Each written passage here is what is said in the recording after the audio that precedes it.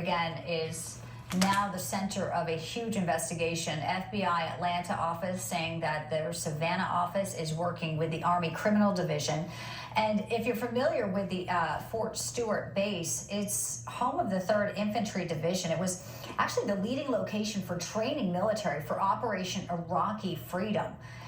There's about 16,000 active duty military personnel, the largest Army post east of the Mississippi, and civilians reside there as well. Right now we know 5 soldiers were shot and been taken into the hospital. There is also one shooter that we know there of as well. Brigadier General Blanc actually has flown in and out of there. He's kind enough to be back with us as we learn more. One details. in custody after so Fort Stewart the shooting. president has been briefed.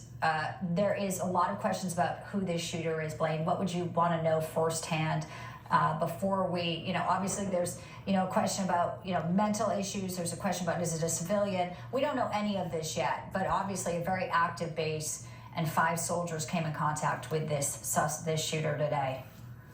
That's right. So it starts at the center point where it happened, and you work your way out from there. So you put a tourniquet on it by controlling the situation. We've got 5 soldiers that are getting the medical attention. We've got an apprehended shooter. The next ring, you got to make sure there's no more shooters or a deeper plot going on there. You've got to bring in all these law enforcement agencies like you're reporting, and then you've got to expand that ring again.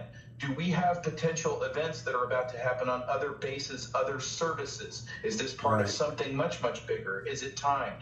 And so that's why the Situation Room and the president meeting with his security officials is so important right now. They've got to very quickly layer down into that so that we're not blind to something else coming our way.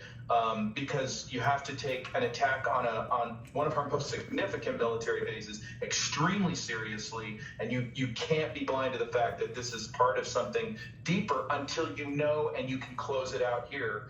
But this is bad enough.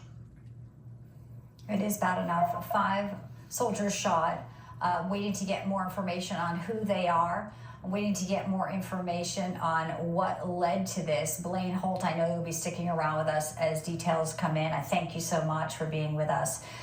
Folks, again, active shooter no longer. It is a shooter in custody. FBI working with the Army, and President Trump briefed on the situation. We're going to step away. Second hour of Newsline after this. Much more.